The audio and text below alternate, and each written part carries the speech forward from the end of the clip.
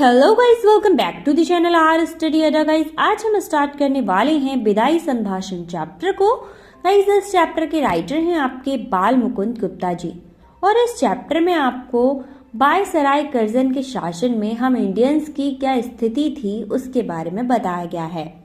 तो guys, viceroy Curzon 1899 से 1904 तक और 1904 से 1905 तक 2 बार वायसराय रहा था।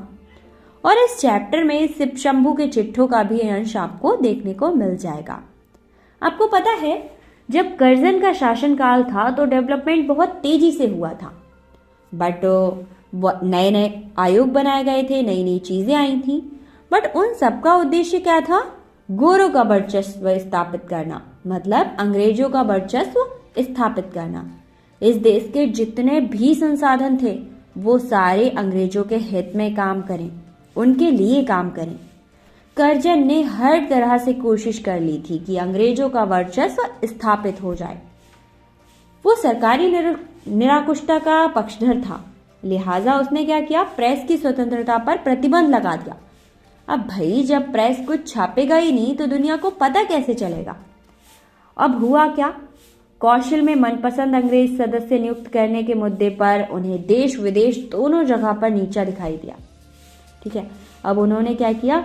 शर्म के मारे अपना इस्तीफा दे दिया और वापस इंग्लैंड चले गए। हमारे राइटर ने भारत की बेबसी, दुख, लाचारी, इन सारी चीजों को लॉर्ड कर्जन की लाचारी से जोड़ने की कोशिश की है। साथ ही ये भी बताने की कोशिश की है कि शासन की अतताई, मतलब बहुत ज्यादा अधिकता होने भी हर किसी को नुकसानदायक है, चाहे वो सामान्य इंसान हो या फिर सामान्य जनता हो या फिर लॉर्ड कर्जन जैसे वायसराय। ये जो निबंध है, ऐसे है, वो उस टाइम पर लिखा गया था जब प्रेस पर पाबंदी लगा दी थी।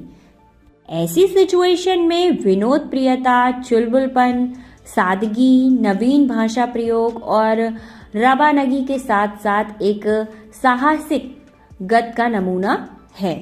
मतलब ये चीजें तब लिखी गई जब सारी जगह से सोर्स बंद हो गए जनता तक अपने बात पहुंचाने के, तब ये चीजें लिखनी शुरू की गई थी। लेखक ने कर्जन को संबोधित करते हुए कहा था कि आखिरकार आपके शासन का अंत हो ही गया, वरना आप तो यहाँ के स्थायी वायसराय बनने की इच्छा रखते थे। इतनी जल्दी देश छोड़ने की बात आपको और देशवासियों को पता नहीं थी। इससे ईश्वर इच्छा का पता चलता है कि भाई ये जो हुआ वो ईश्वर की इच्छा से हुआ था। आपके दूसरी बार वायसराय बनने से भारतवासी बिल्कुल भी खुश नहीं थे। हमारे राइटर ने कर्जन की भर भर कर बेइज्जती की। उन्होंने कहा कि हमारी जो जनता है, यानी जो भारतवासी हैं, वो आपके जाने का ही वेट कर रहे थे, बट आपके जाने से वो दुखी हैं, क्योंकि बिछड़ने का जो टाइम होता है वो एकदम प्योर, पवित्र होता है, निर्मल होता है और सॉफ्ट होता है। या मतलब उस टाइम पर अपने आप ही थोड़ी सी सैडनेस आ जाती है।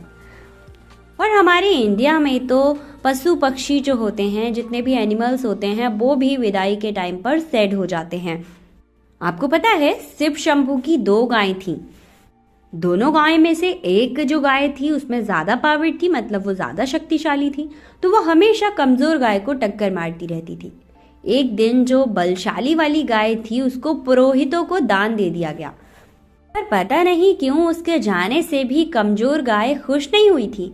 इसी तरह हम भी आपके जाने से खुश नहीं हैं, हालांकि आपने हम पर बहुत अत्याचार किए। जैसे वो गाय प्रसन्न नहीं थी और वो चारा भी नहीं खा रही थी। अब आप सोच लीजिए कि हमारे इंडिया में एनिमल्स ऐसे हैं, तो सोचिए इंसान कैसे होंगे, हम इंसानों की दशा कैसी होगी। वो कर्जन से कहते हैं, यानी लिख रहे थे, और वो शायद कर्जन से ही कहना चाहते हैं। वो कहते हैं कि इस देश में पहले भी बहुत सारे शासन आए और चले गए, ये परंपरा है, बट उन शासकों का शासनकाल एकदम दुख से भरा हुआ था, उसमें जनता को दुख ही दुख मिले थे। कर्जन ने सारा राजकाज सुखंत समझकर किया, उसका अंत दुख में हुआ था। वास्तव में लीलामय की लीला का किसी को पता नहीं चलता। दूसरी बार आने पर ऐसे कार्य करने की सोची थी जिससे आगे के शासकों को परेशानी ना हो, बट सब कुछ उल्टा हो गया था। अब वो खुद ही बेचैन रहे और देश की वो खुद बेचैन रहने लगे और देश में अशांति फैला दी उन्होंने। एक्चुअली उन्होंने देश पर काम तो किया था, बट वो काम हम इंडियंस के लिए नहीं था, वो सब क्या था, अंग्रेजों का यानी गोरों का वर्चस्व फैलाने के लिए किया था। तो कहीं ना कहीं फायदा तो इंडियंस का भी था, चीजें तो उन्हें भी मिल रही थी। तो हमारे राइटर कर्जन से कहते हैं कि आपने खुद तो मुसीबतें झेली, खुद तो दुख झेले ही, साथ ही जनता को भी कष्ट दिए। लेखक कहते हैं कि आपका स्थान पहले बहुत ज्यादा ऊंचा था, बट आपकी अब जो सिचुएशन है वो बहुत ज्यादा खराब हो चुकी है। राइटर कहते हैं कि दिल्ली दरबार में ईश्वर और एडवर्ड के बाद आपको सबसे ज्यादा ऊंचा माना जाता था। आपकी कुर्सी सोने की थी, जुलूस में आपका हाथी सबसे आगे और सबसे ऊंचा था, बट जंगी लाट के मुकाबले आपको नीचा दिखना पड़ा। आप धीर और गंभीर थे, बट आपकी धीरता और गंभीरता तब दिखाई दी जब आप कौशल के गैर कानूनी कानून पास करके और कन्वोकेशन में अनुचित भाषण देकर अपनी धीरता का दिवाला ही निकाल गए। आपके इस्तीफे की धमकी को स्वीकार कर लिया गया। आपको पता है, आपके इशारों पर राजा, महाराजा, अफसर सब नाचते थे, बट इस इशारे से देश की शिक्षा और स्वाधीनता ही समाप्त हो गई थी। आपने ये फैसला लिया ही क्यों था? इससे आपका जो धीर और गंभीरपन था वो खत्म हो गया था। आपने देश में बंगाल विभाजन किया, बट आप अपनी मर्जी से एक फौजी को उसकी इच्छा के पद पर नहीं बैठा पाए और आपको इस्तीफा देना पड़ गया। राइटर कहते हैं कि आपका जो मनमाना शासन है वो हमेशा देश को याद रहेगा। आप ऊंचे चढ़े और ऊंचे चढ़कर फिर से गिर गए, बट गिरकर वहीं पर पड़े रहना ये चीज जनता को बहुत दुखी करती है। आप एक अच्छे व्यक्ति थे, बट आपने जनता के साथ इतना बुरा किया और खुद के साथ भी इतना बुरा किया। और ये सारी चीजें जो हमारे राइटर हैं वो एक निबंध यानी इसी चैप्टर में लिख रहे हैं, ना कि उनसे कह रहे हैं, ताकि वो पढ़कर समझ पाए। ठीक है। और ऐसे टाइम में जो हर इंसान होता है वो खुद से नफरत करने लगता है। आपने कभी भी प्रजा के हित के बारे में नहीं सोचा। आपने आंख बंद कर हुक्म दिए और उससे किसे क्या नुकसान हो रहा है आपने कभी नहीं सोचा, कभी किसी की सुनी नहीं। ये शासन का तरीका तो नहीं होता। आपने हर काम सब लोगों से जिद से करवाए, किसी से प्यार से कोई काम नहीं कराया। आपको पता है, कैसर और जार भी घेरने और घोटने से प्रजा की बात सुनते थे। आपने कभी भी प्रजा को अपने समीप ही नहीं आने दिया। नादिर शाह ने भी आसिफ जहां की तलवार गले में डालकर प्रार्थना करने पर कत्लेआम रोक दिया था, बट आप 8 करोड़ जनता की प्रार्थना पर भंग मतलब कुछ भी फर्क नहीं पड़ा आपको। आपने भंग रद्द करने का फैसला तक नहीं लिया और अब आपका जाना एकदम निश्चित था, बट आप भंग करके अपनी जिद पूरी करना चाहते थे। ऐसे में प्रजा कहां जाकर अपना दुख जताती? यहाँ की जो जनता थी उसने आपको कुर्सी पर बिठाकर अपनी जिद का फल देख लिया था। जिद से जनता को दुखी किया, मतलब जो जिद जनता ने की थी उसी जिद ने उस जनता को दुखी किया, आपको भी, जिसके कारण अपना पद छोड़ना पड़ गया। भारत की जनता दुख और कष्टों की अपेक्षा परिणाम पर अधिक ध्यान देती है।